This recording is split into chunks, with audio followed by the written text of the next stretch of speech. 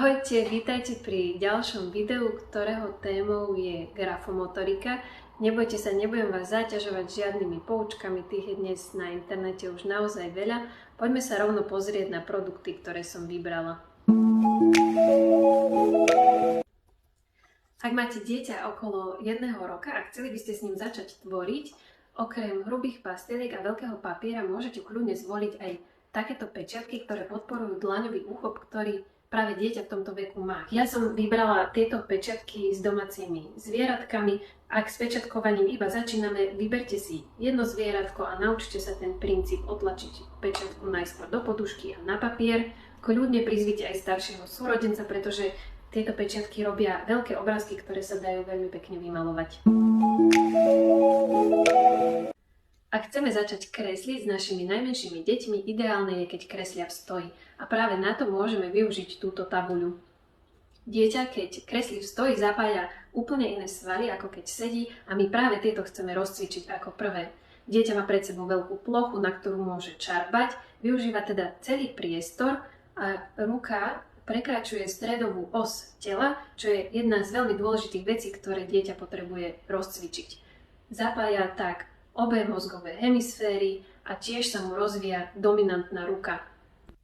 Pre dieťa je veľmi náročné, ak má pred sebou iba malú A4, na ktorú má kresliť, pretože ešte nie je schopné ruku zastaviť na konci papiera, práve preto potrebuje takúto veľkú plochu. Môže sa na nej učiť aj priestorovú orientáciu, je pre neho ľahšie pochopiť, čo je hore, dole, vľavo, vpravo, pretože si to zažíva na vlastnom tele. Kreslenie na tabuľu dáva závestie do takej polohy, že sa dieťaťu lepšie drží pastelka alebo ceruska a tým pádom má lepšiu kontrolu nad vedením čiary. Kľudne sa vráťte k tejto polohe aj so staršími deťmi, u ktorých vidíte, že majú nejaký problém, a nechajte ich tiež kresliť na veľkú tabuľu. Určite však im nedávajte do ruky fixky, ale zvolte radšej cerusku a stranu tabule, kde je papier. Totižto po papieri má ceruska inak klže, má iný odpor ako po tabuli, a to práve pri týchto detičkách, ktoré majú nejaký problém, potrebujeme. Často sa stáva, že keď deti kreslia po sediačky, tak nevedia pritom obsedieť, a aj v tomto nám tabula pomôže, pretože sa pri nej môžu hýbať. Ak máme dieťatko, ktoré má problém s pozornosťou a nechce sa mu tvoriť pri stole, tak môžeme využiť magnetky, ktoré sú na tabuli, a prilepiť mu tú kreatívnu sadu od tabuľu.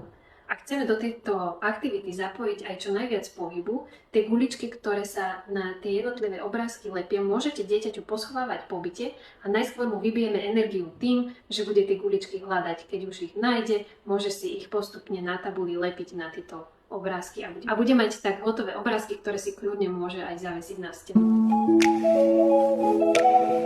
Už sme si podporili dlaňový úchop, rozcvičili sme si rameno pri tabuli a môžeme sa posunúť kúsok ďalej a rozcvičiť si zápestie.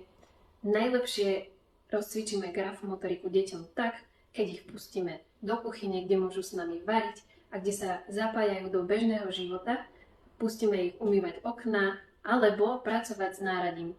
Verím však, že nie každý má doma dielňu, kde si môže dieťa skrutkovať, preto opäť môžeme vybrať takúto hračku, pri ktorej dieťa pracuje v stoji, pretože ten stolík sa dá zabrzdiť a môže si tam majstrovať.